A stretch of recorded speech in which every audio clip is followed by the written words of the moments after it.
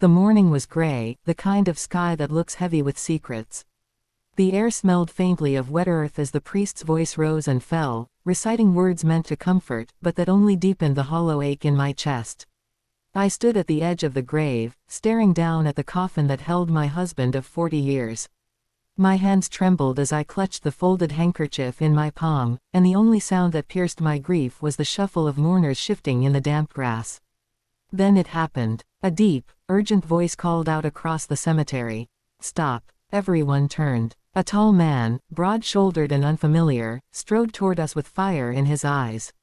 He pointed at the coffin, his hand shaking. "Don't bury him. That's my father." Gasps rippled through the crowd like a wave. My knees weakened, and my mind spun. Who was this stranger? Why was he calling my husband his father? Before I take you deeper into this shocking story, don't forget to hit the subscribe button and join our family, because every story here will change the way you see life.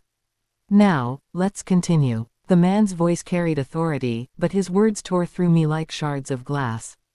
My husband's sister clutched her pearls and whispered a prayer. My son, Daniel, stepped forward, his jaw tight with anger. "Who are you?" he demanded. The stranger stopped a few feet away from the grave. His chest rose and fell with fury, but when his eyes met mine, I saw something strange flicker there, pain, recognition, maybe even longing.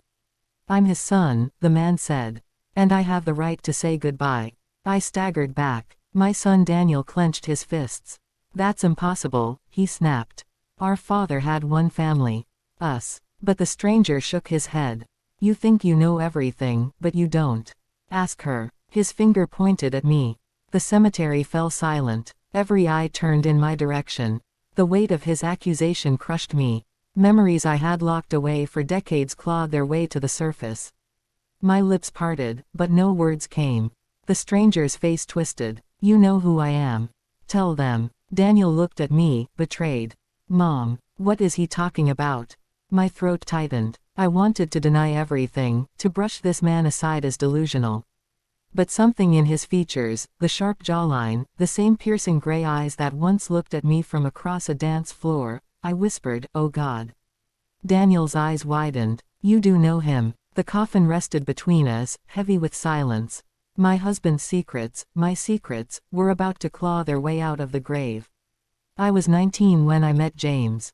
He wasn't the man I buried today. He was a storm of laughter and reckless charm, a boy who promised the world and gave me stolen moments under the stars. But my parents disapproved, called him a dreamer with no future. They pushed me into marriage with Richard, the steady, reliable man who became my husband. I thought I had left James behind. But one mistake, one night of weakness years later, brought him back into my life briefly.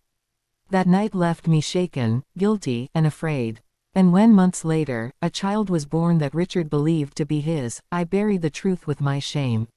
Now, standing at my husband's grave, the truth was alive and breathing in the form of this stranger. Daniel grabbed my arm. "Mom, what is this? Who is he?" The stranger stepped closer. "My name is Michael. And Richard, your father, was mine too. At least, that's what my mother always said." Whispers erupted. Mourners shifted uncomfortably. My sister-in-law shook her head violently. "Lies. This is a funeral, not a circus." But I couldn't breathe. Michael's face was too familiar. My heart knew what my lips refused to admit.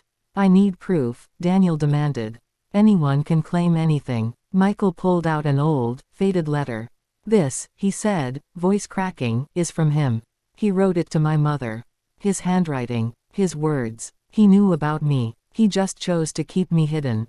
The world tilted.